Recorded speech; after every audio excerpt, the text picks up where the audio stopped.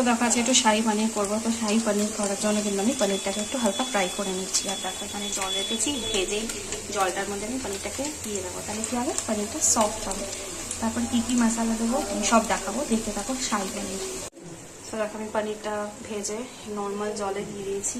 আচ্ছা, এইখানে আমি যে গ্রেভিটা তৈরি করছি সাদা তেলের মধ্যেই এই পেস্টটা আমি কী কী বানিয়েছি বলে দিচ্ছি। চালমগজ ভিজিয়ে রেখেছিলাম সকাল সকাল, আর চালমগজ, পোস্ত, কাজু বাদাম বাটা, টমেটো, আর ফোড়নে তো তেজপাতা আর এলাচ আমি দিয়েছি। সেই বাটিকে আমি ভালো করে মিক্স করবো অনেকক্ষণ ধরে, নাহলে চালমগজের কিন্তু গন্ধ হবে, স্মেলটা পাওয়া যাবে। তো রকম আমাদের গ্রেভিটা তৈরি হয়ে গেছে। একটু আমি চিংড়ো দিয়ে দিয়েছি আর লবণের স্বাদ মতো।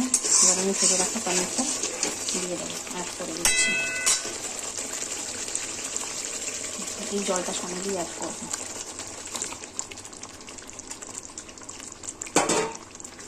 একটু ঝাল মিষ্টি দুটোই হবে। এবার এটাকে একটু জাস্ট বয়েল করবো, তাহলেই হয়ে যাবে শাহি পানির। ও দিয়ে ফ্রেশ ক্রিম দিতে পারো।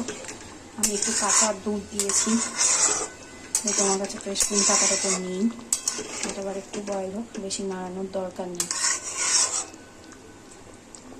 সো দেখো আমার কিন্তু শাহি পানির রেডি। আমি জাস্ট বাটারটা দিয়ে দিচ্ছি।